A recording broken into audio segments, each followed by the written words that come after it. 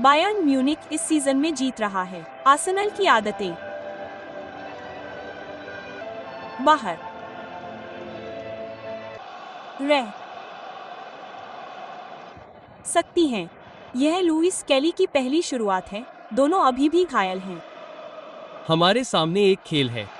तो Bayern Munich का सामना उनसे हुआ। टिम्बर के लिए कॉनराड लाइमर के साथ बचाव करना है।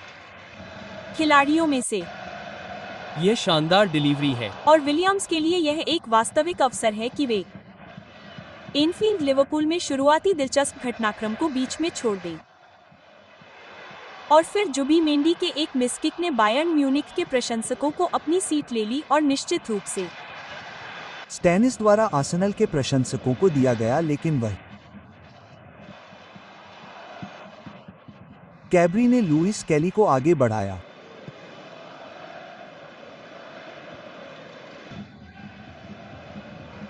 गेनारी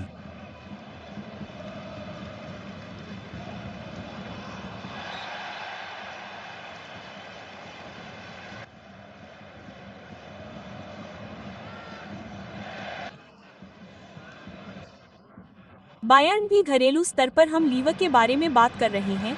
मेंडी ने कहा कि जब वे दौड़ना शुरू करते हैं,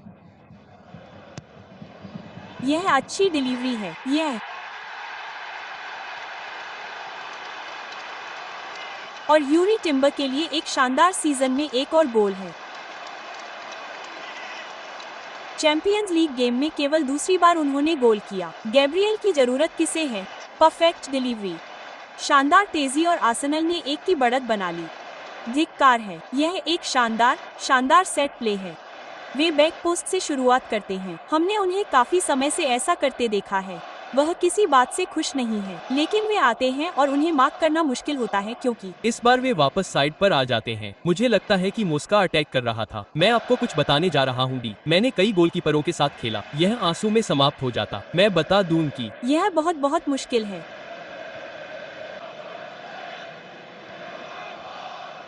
5 यूनिट। अब लुइस केली के लिए जगह है कि वे गेंद को नियंत्रित करें और उन पर मौका लें।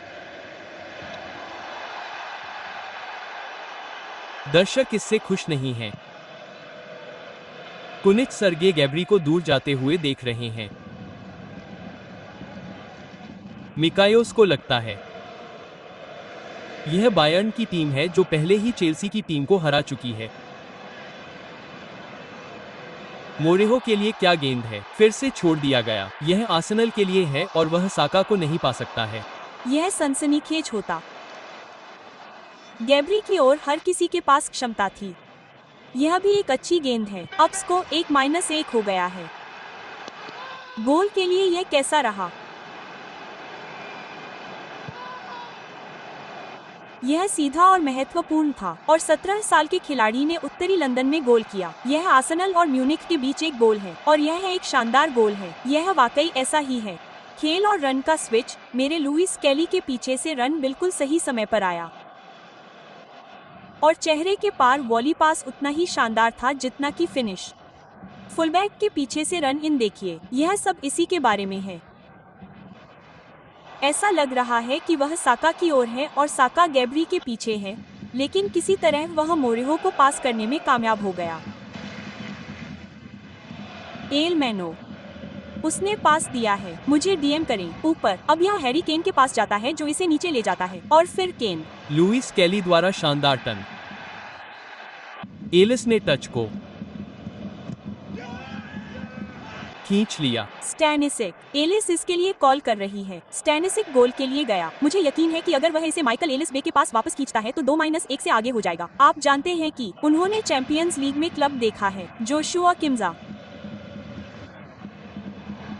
अब मेके का पीछा करने जा रहे हैं। स्टैनिस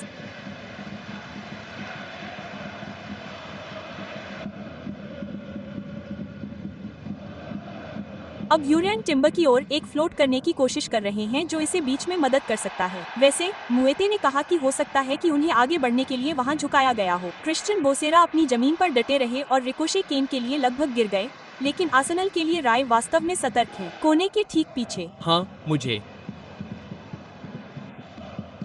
किमिक द्वारा फ्री किक मिली है। बस इस बात को दोहरा रहा हूँ कि मैक्स के पास केवल 3 और हैं। दोनों गोलकीपरों का वितरण शानदार रहा है। क्यू के लिए फिर इसे नोनिमेक के लिए आगे बढ़ाया। हैरी बे मैरिनो के लिए सुडेंडी की ओर बचाव करते हुए वापस आया। अब यह दे दिया गया है। साका के लिए यह एक मौका है। ओह, और मुझे लगता है कि यह एक उंगली का निशान है। उन्होंने आर्सेनल खिलाड़ी के रूप में 5 साल बिताए। उन्होंने केवल 18 बार खेला। जोनाथन टार ने इसे दूर कर दिया। बायर्न के लिए डेक्लान राय ने वापस अंदर किया। बायर्न के खिलाड़ी काफी फैले हुए हैं और अंत में गेंद सीधे नीचे चली जाती है। यह रहा उनका क्रॉस। इसे हेडर से 2 सेंटर बैक तक पहुंचाया गया। साका और कोलो मानाई ने गोल किया। साका के हेडर से गेंद दूर जा सकती थी। यहाँ वे जाते हैं। घुड़सवार सेना आ रही है। राइस ने गेंद पहुँचाई। गेंद नीचे और बाहर जाती है।